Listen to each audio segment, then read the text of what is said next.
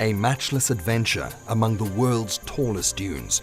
Even if you only do one 4x4 adventure in your life, make sure this is the one. The extent of what awaits you is hard to describe. It will change something about your humanity.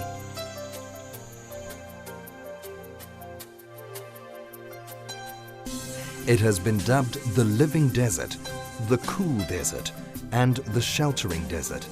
One thing is certain, the Namib, which in language of the indigenous Nama people means the place where there is nothing, is indeed the world's oldest desert.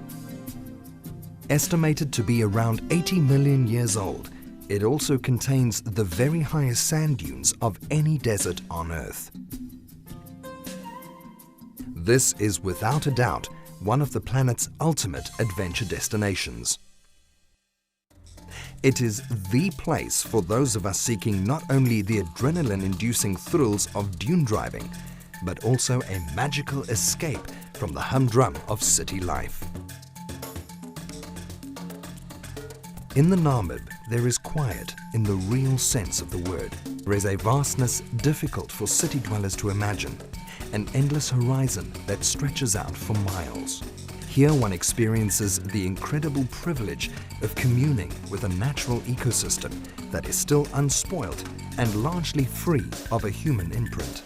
Hardy creatures such as the golden mole and the desert lark are found nowhere else on Earth.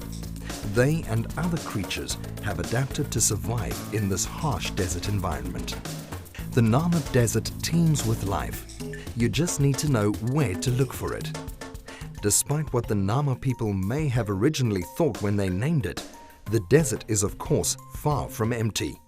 It is full of life, beauty, and the promise of adventure. This vast expanse of undulating sand dunes, stretching out along the Namibian coast for almost 2,000 kilometers, hides untold treasures, a once-in-a-lifetime journey of discovery. Welcome to Faces of the Namib.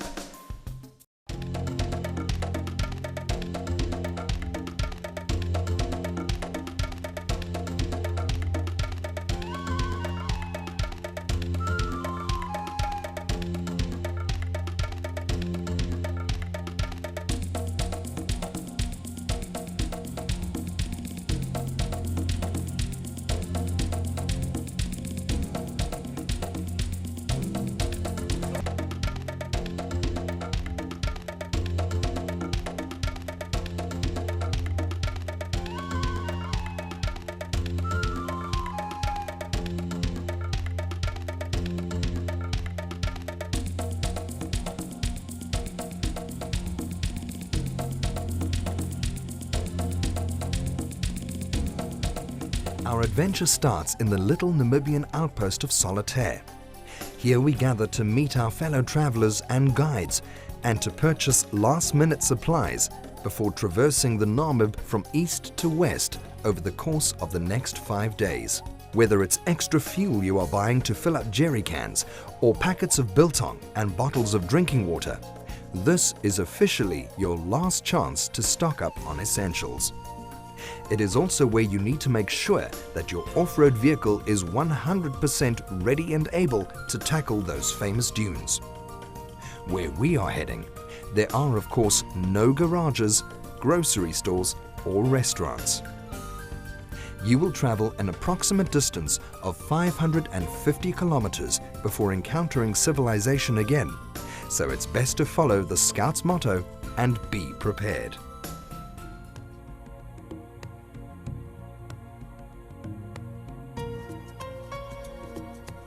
After a good night's rest, the team's second day opens with a drive of 35 kilometers heading north, where we enter the Namib Naukliff Park.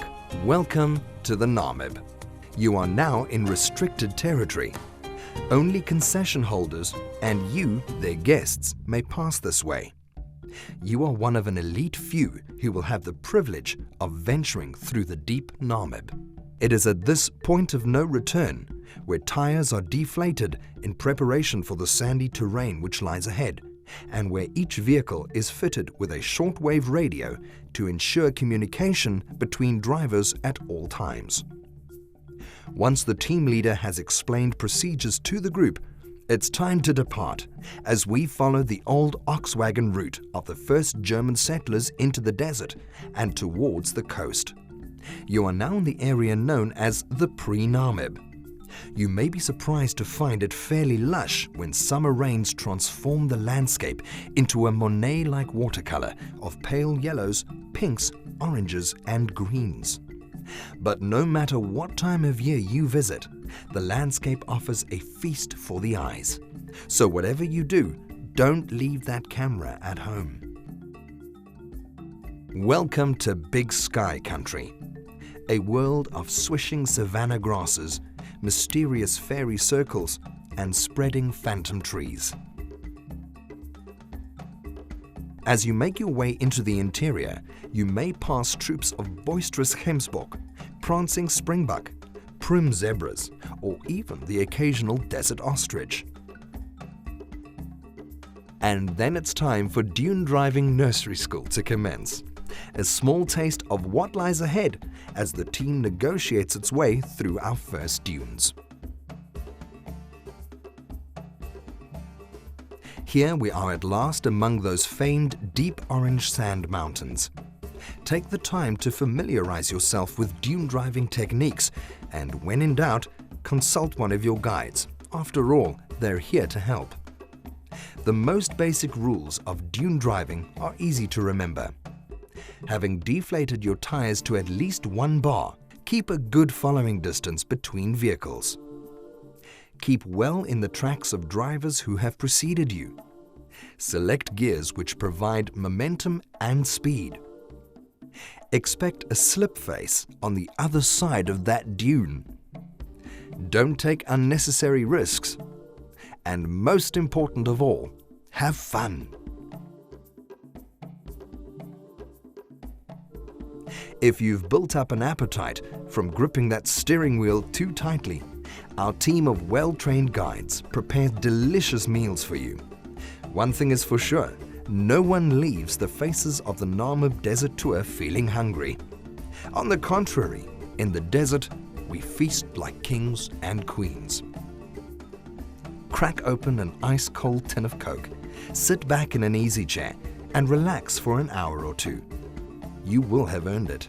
In the Namib, there is no place for watches or schedules.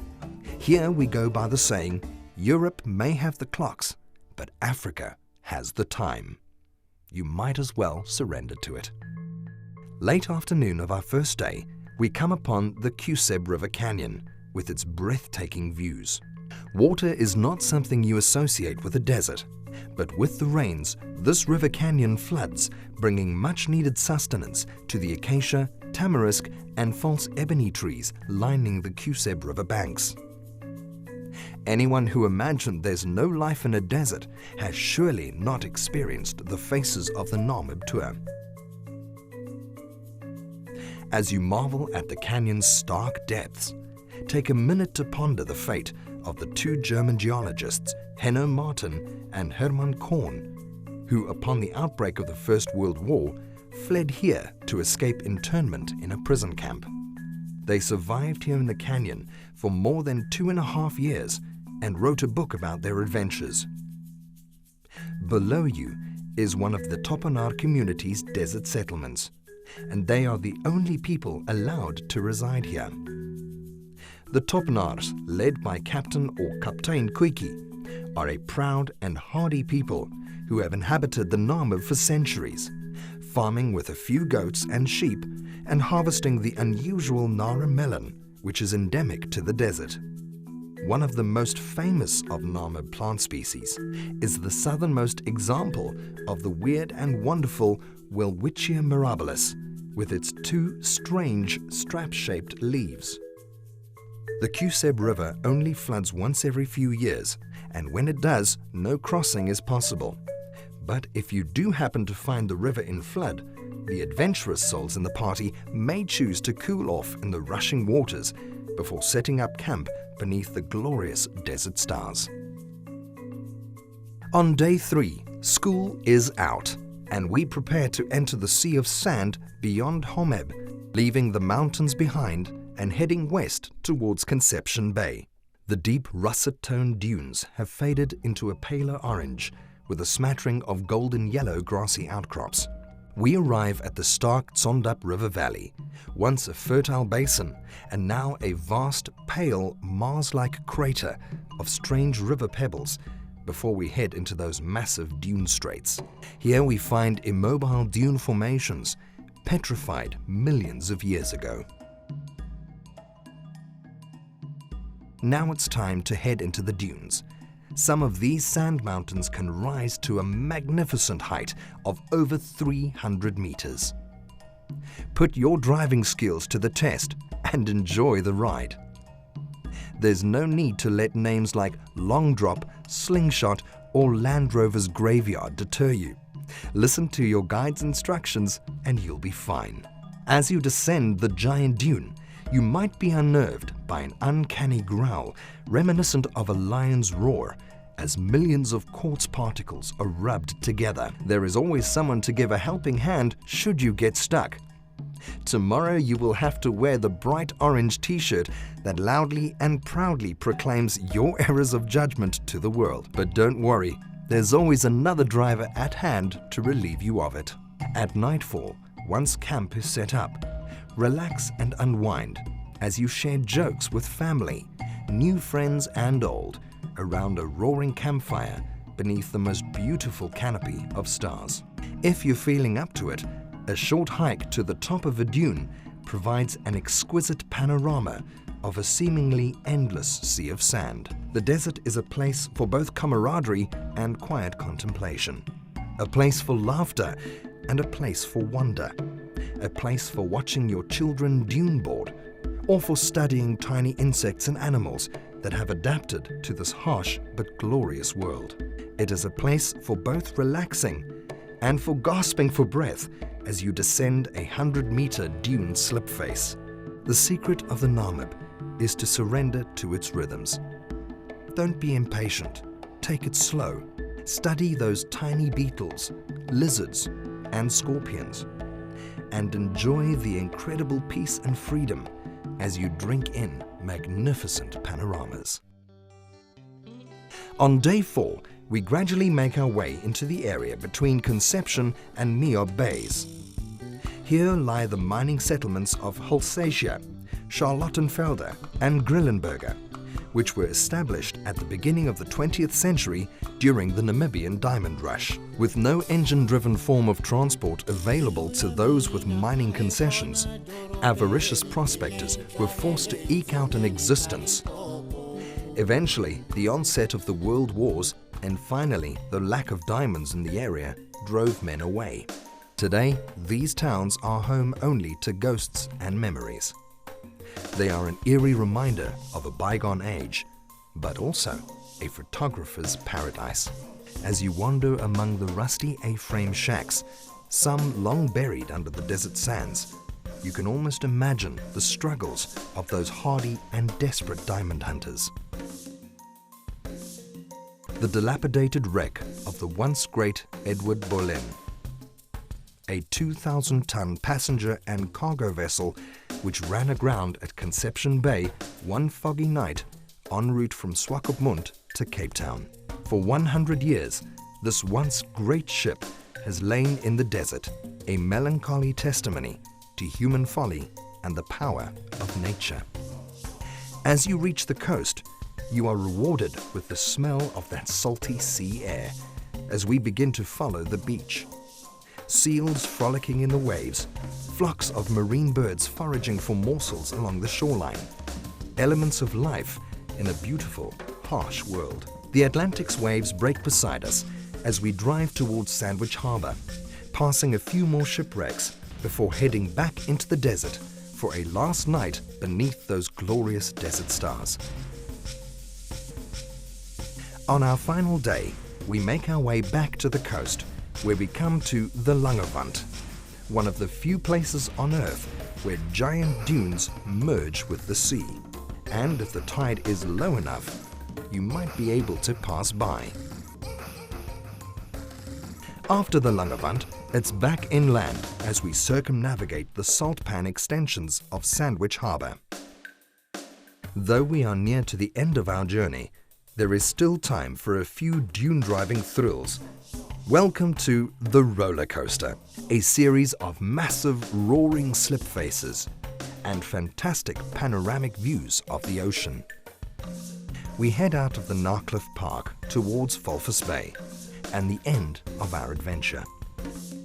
We have lived and breathed the glorious Namib desert, and hopefully it will leave you as it leaves us each time we visit, awed at the power of nature and humbled that it has allowed you a glimpse of its rare beauty.